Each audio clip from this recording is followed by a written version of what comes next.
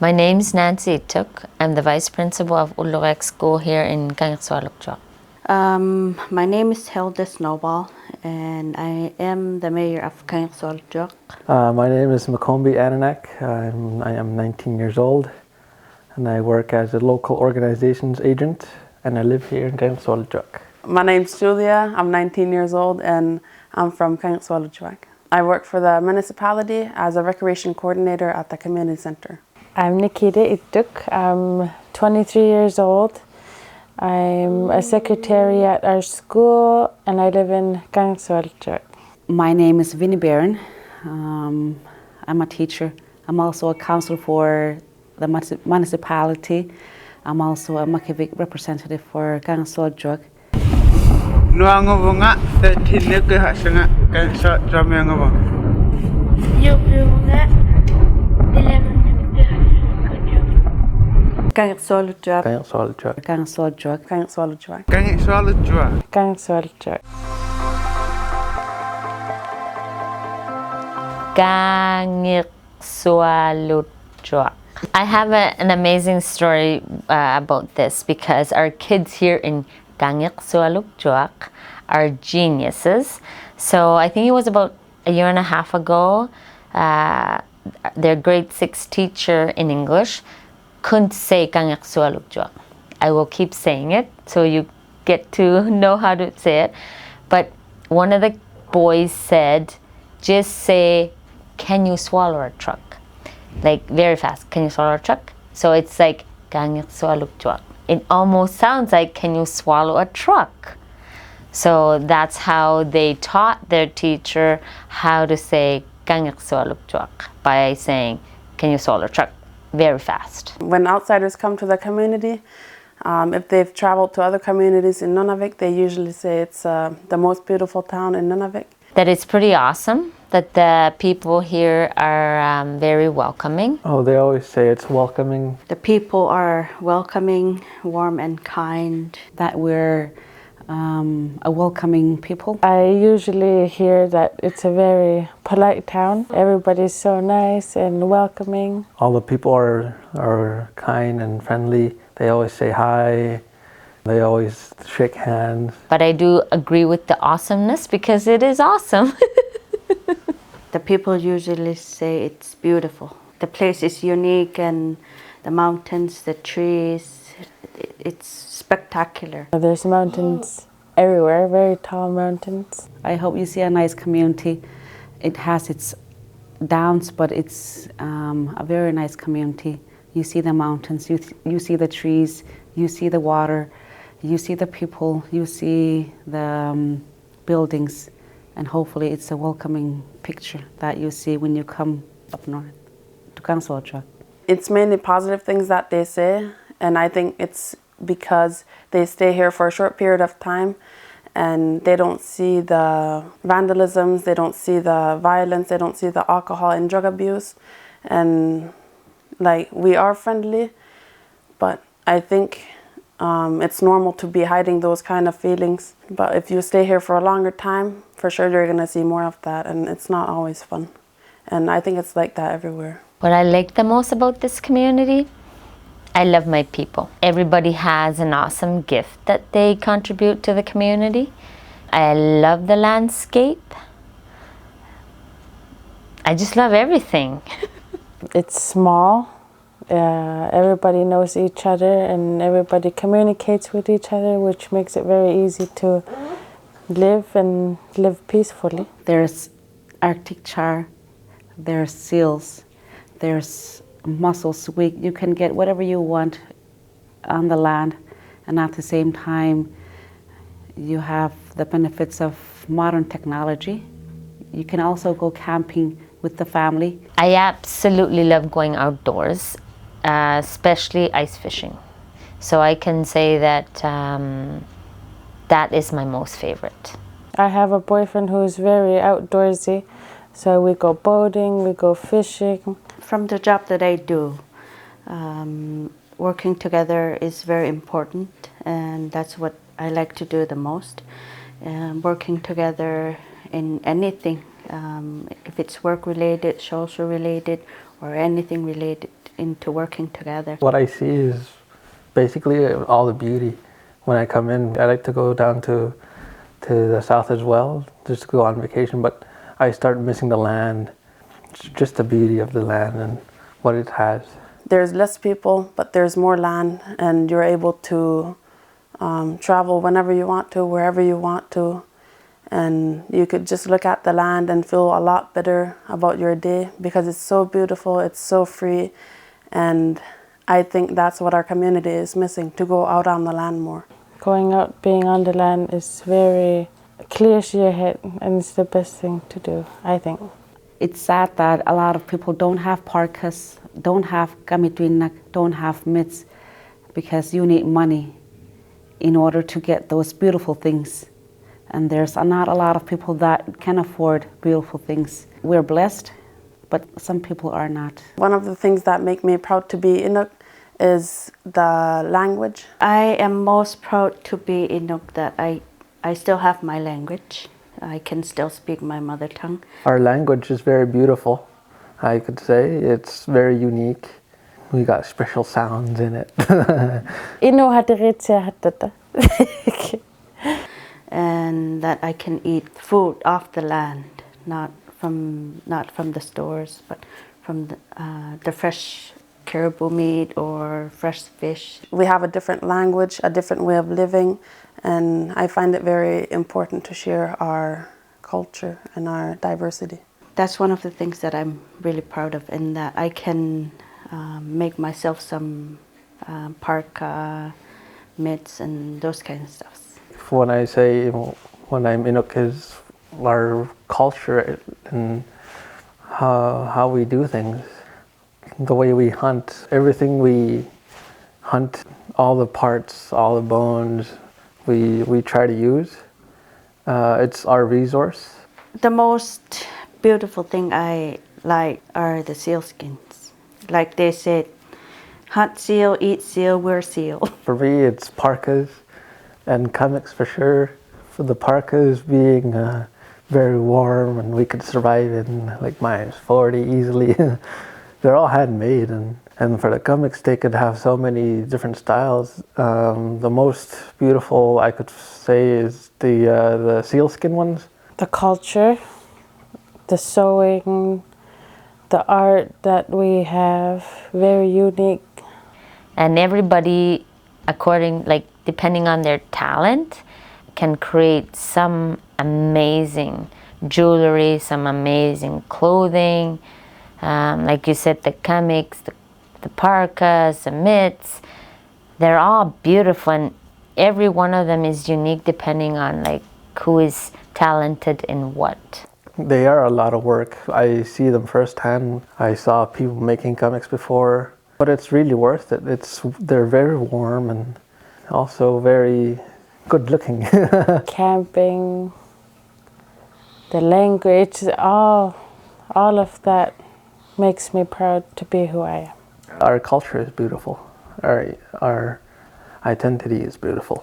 First of all, I would say that we don't live in igloos, because last year October, not this one past, but last October, I went down to Quebec City for a conference, and then we had done a presentation, and someone came up and said, "Do you guys still live in igloos?"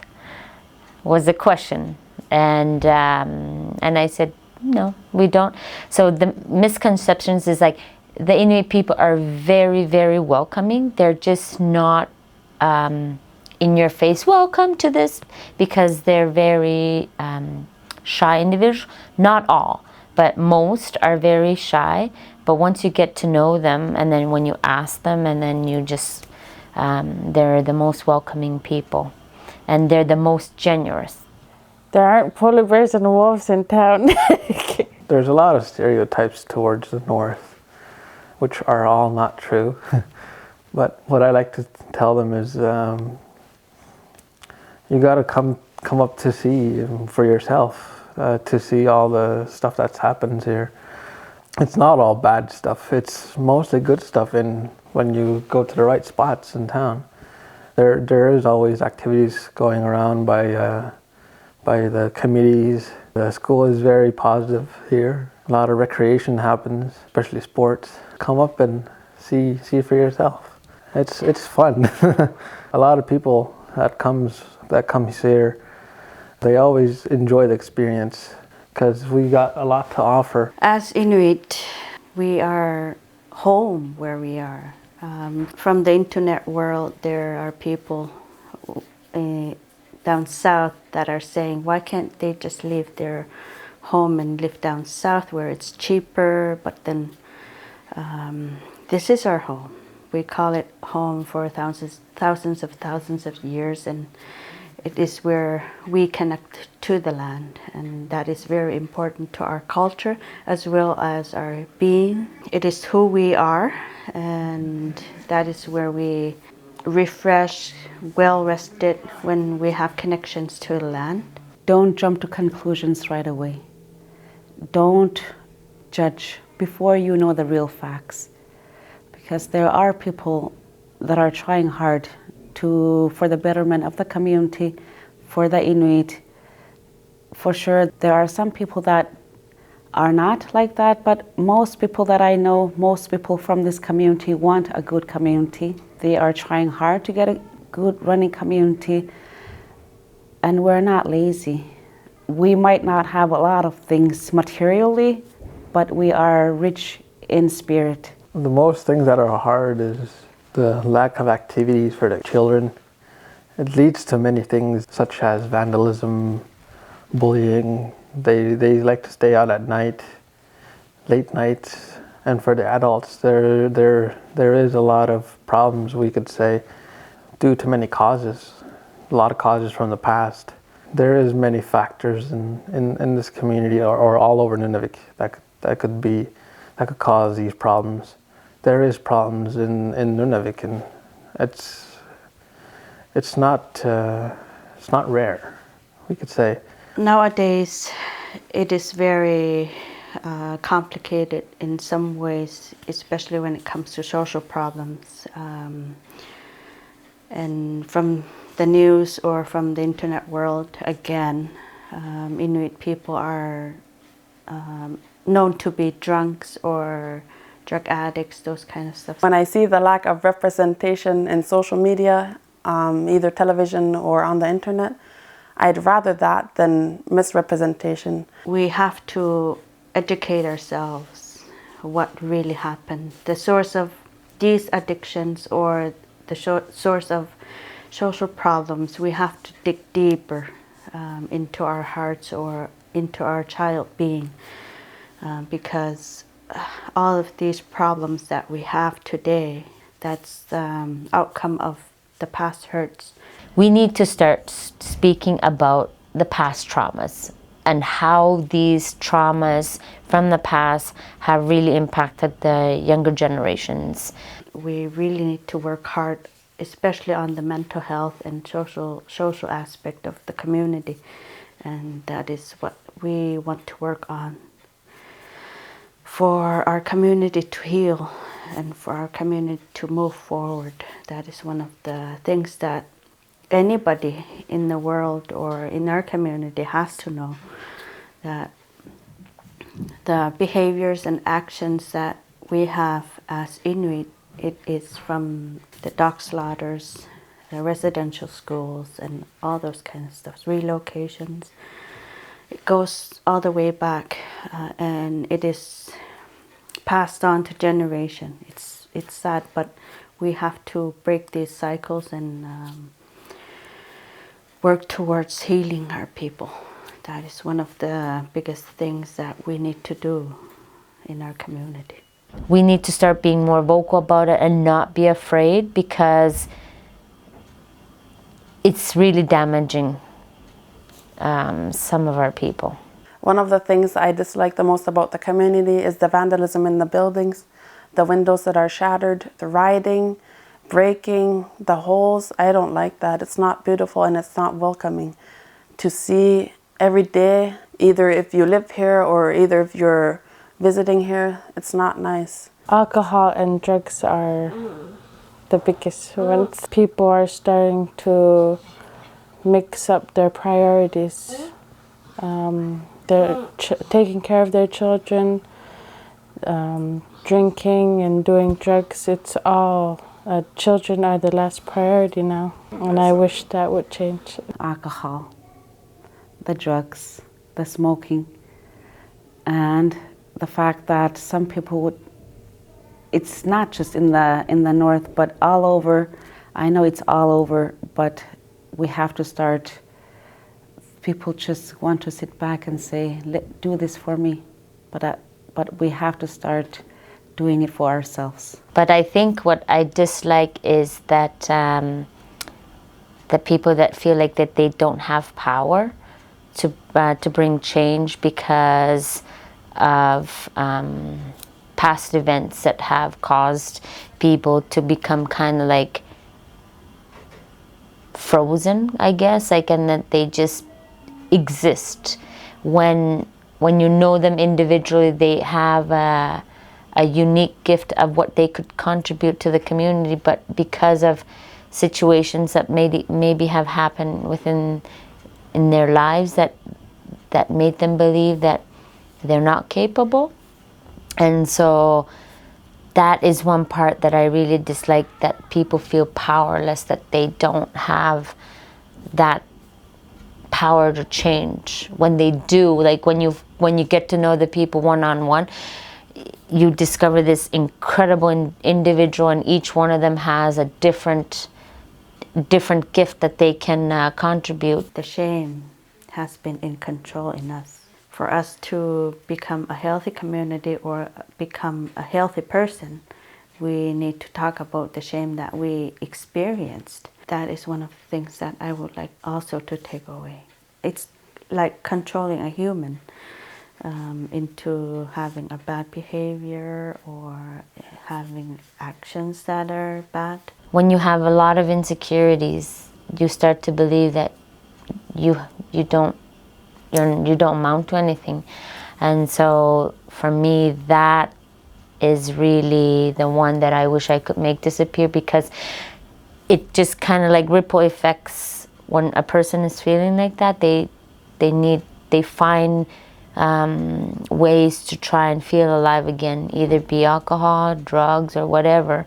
And so I would remove, is like people not believing in themselves. For the dog slaughter, I can say it was a source of transportation back then, where we don't have skidoos or ATVs, all those kind of stuff.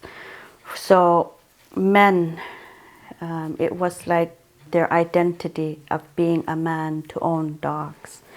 And when the dog slaughter happened, the identity of being a man owning dogs has been like cut. It was horrible to them. They think for themselves that they aren't able anymore, or they aren't man enough to do anything. That's one of the things that had men get into addiction, especially drinking alcohol.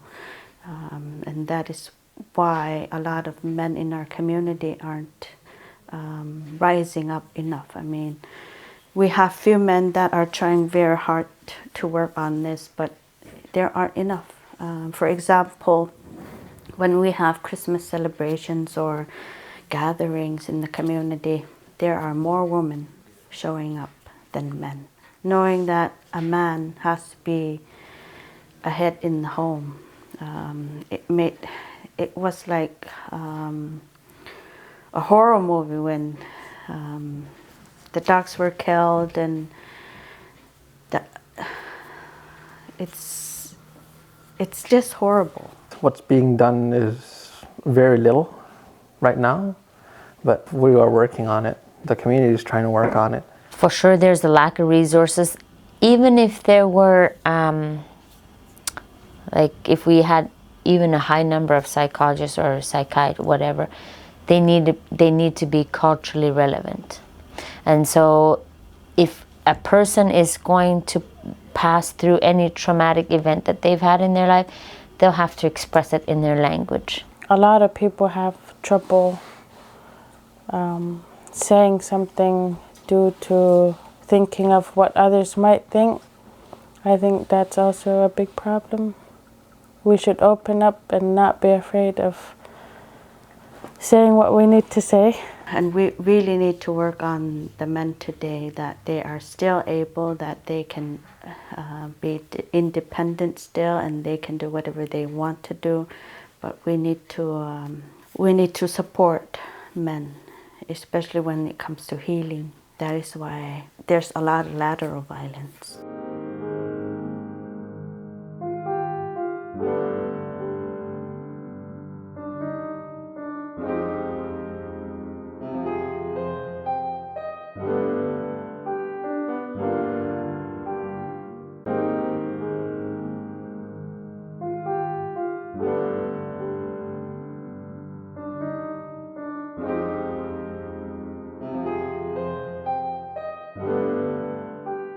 And that is one of the things that I wish I can take away in the community, but it's impossible.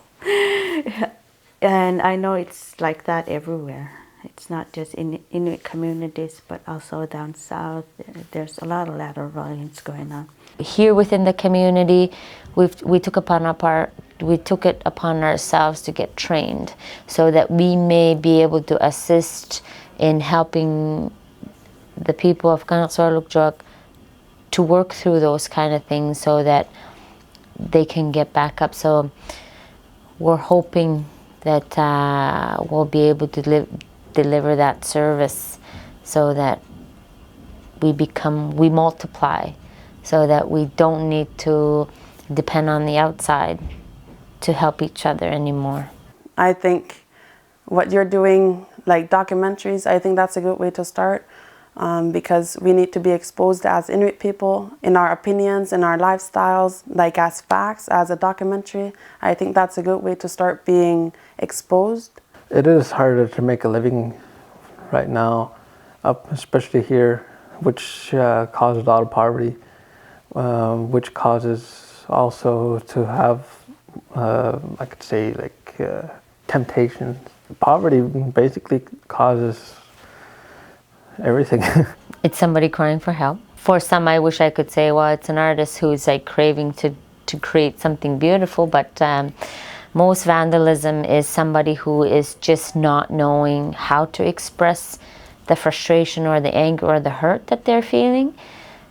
So it's a way like to say, you know what, I have nowhere other to get this anger inside of me out, so I will just take it upon like the window or the door or whatever.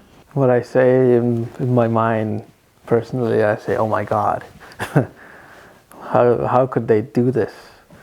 Like, I couldn't even imagine myself trying to break a window. That child or that person has to be held accountable for what they did. The parents have to be informed. It's not nice to see when you see things that are vandalized, so it has to stop. I just think, why do it? Just leave it there, leave the stuff alone. What I think is they're just lacking activities. They're trying to find something to do. But it's still ugly to see broken windows, some writings on the walls. And those writings are always like bad stuff. And for the vandalism, like sometimes when I see writing, I say, in my head, I always wish that it's someone who wants to write poems but doesn't have paper or whatever. But I try to see everything in a negative, I mean, in a positive form and not a negative. But it's those that are really struggling. They just need to get it out, just to get some form of release, is what goes through my mind when I see vandalism. That is expensive. That is useless. It's not good for the community. Make people be held accountable for what they did. That's the only way. They have to pay for the damages that they did. Children are not being taught to respect things anymore, to respect other people's property and other people's things, and that should be taught today.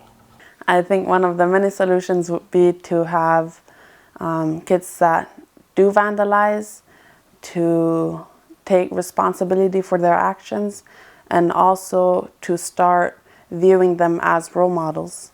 either by reinforcing them, telling them, you're good, you can't be doing this, you're a good example, kids look up to you. From now on, I want you to not vandalize, and when you see kids that vandalize, tell them to stop. And I think that's one of the good ways to do it. I think one of the message would be, well, for me, the message would be, it's not what's wrong with you, it's what happened to you. Like, that's how I would address each person, so that when we just say, what's wrong with you? The insecurity, like the guards come up, and so they become defensive, and so like they are ready to pounce.